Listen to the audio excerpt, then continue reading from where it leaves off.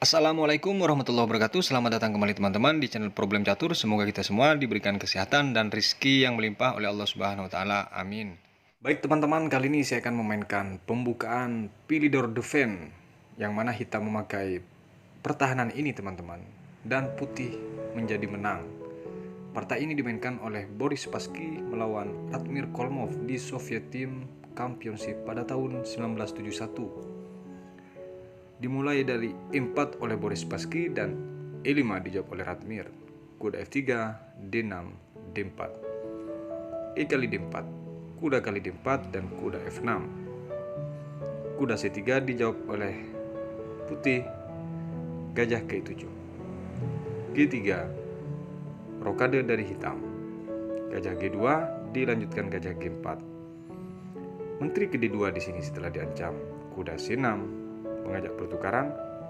H3,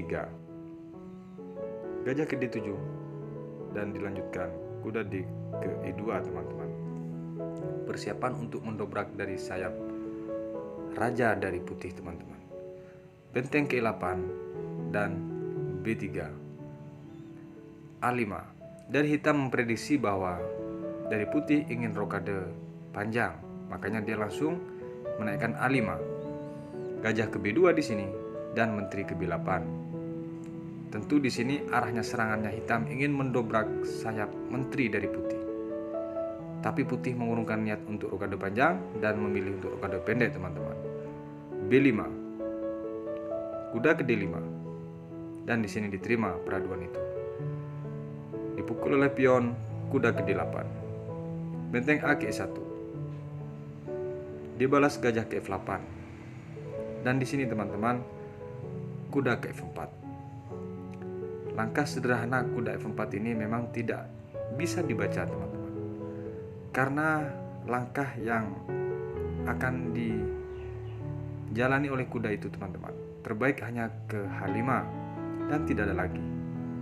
Tapi di sini dijawab C5 oleh hitam.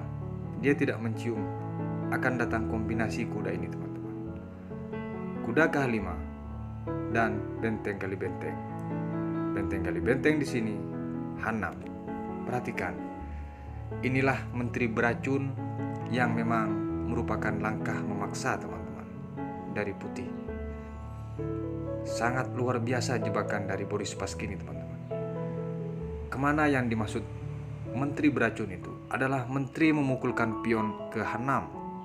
Langkah ini susah untuk dibendung, artinya memang betul-betul langkah paksa. Jika di sini G6, tentu langsung checkmate, dan itu mustahil dilakukan oleh seorang grandmaster teman-teman. Kembali ke posisi di saat menteri ini memukul pion.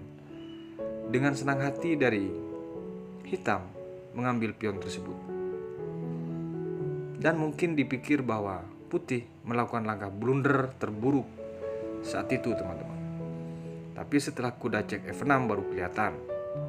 Di sini pilihannya langkah dari hitam, apakah ke G7 atau ke H8 sama aja. Langkah partai teman-teman, raja H8. Langsung dipukul cek.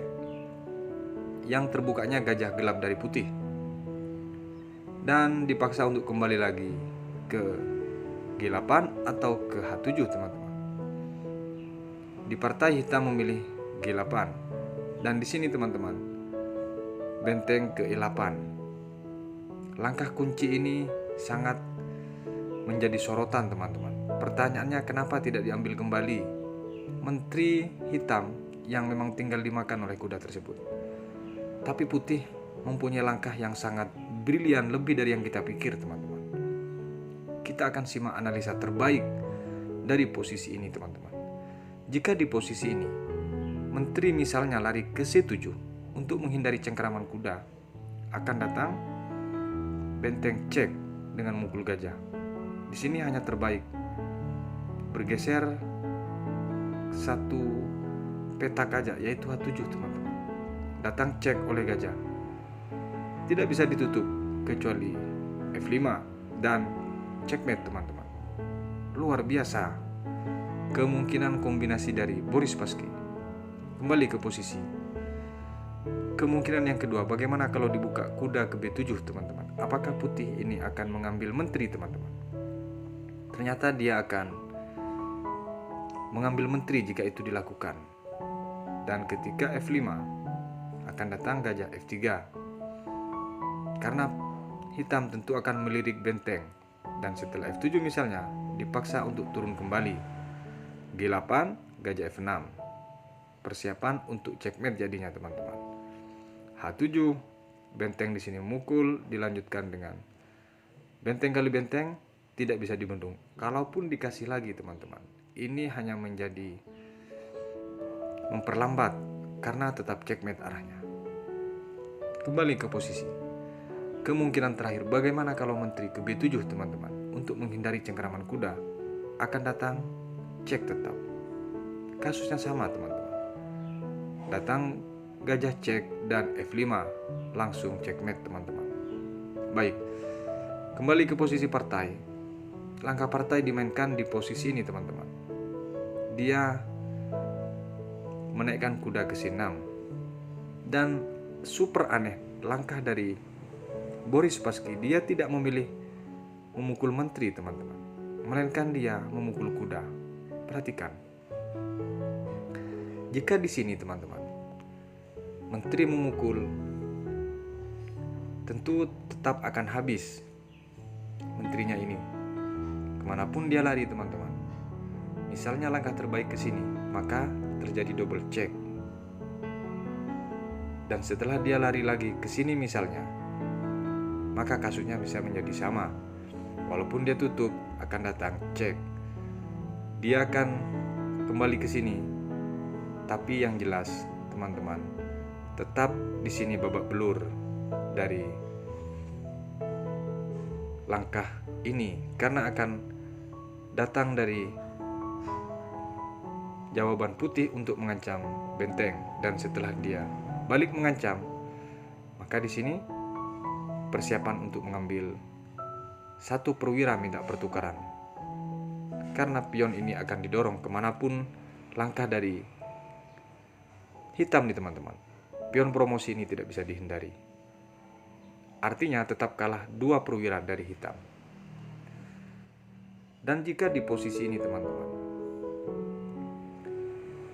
jawaban yang lain pun sudah dilakukan. Sekarang pertanyaannya, apa langkah partai di posisi ini? Adalah menteri ke A7 teman-teman. Setelah menteri ke A7, memang betul-betul aneh kelihatan.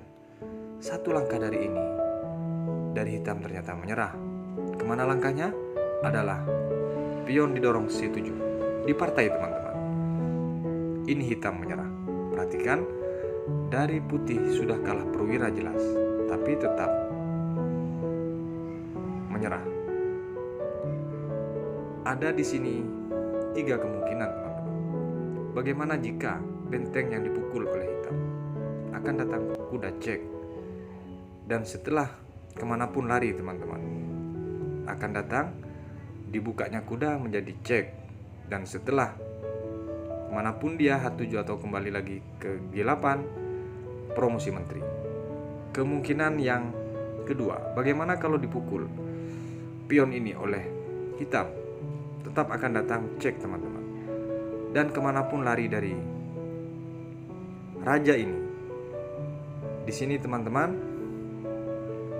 akan dipukul terlebih dahulu. Dan masalahnya menteri sekarang tidak bisa lari teman-teman. Kemanapun menteri ini lari, kena cengkeram oleh kuda. Kalaupun dia ke E7, akan datang kuda cek. Kalaupun dia ke E5, maka di sini tetap dipukul. Perhatikan, ada 2 perwira berat selisihnya dari hitam ini teman-teman. Kembali ke posisi.